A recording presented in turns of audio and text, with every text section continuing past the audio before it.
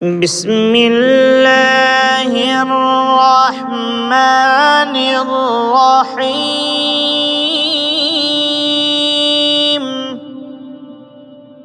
سبح اسم ربك الأعلى الذي خلق فسوى والذي قدر فهدى والذي أخرج المرعى فجعله غثاء أحوى سنقرئك فلا تنسى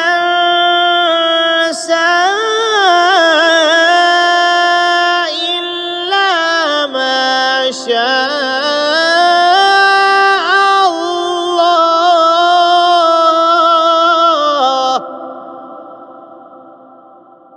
إنه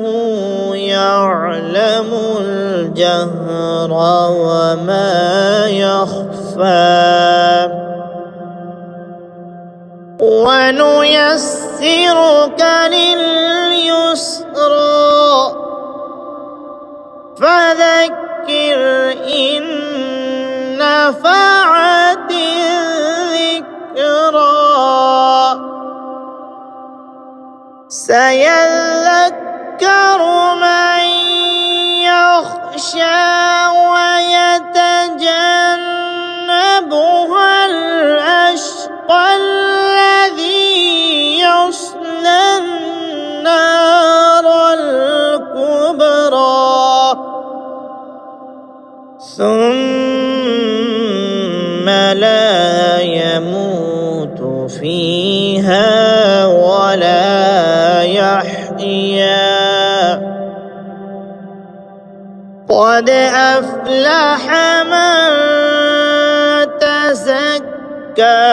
وذكر اسم ربه فصلى بل تؤثرون الحياة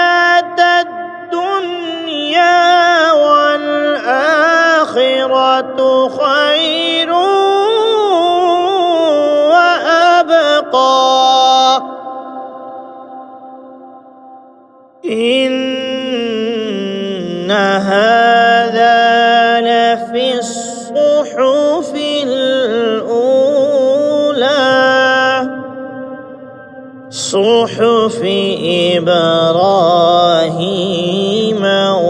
وموسى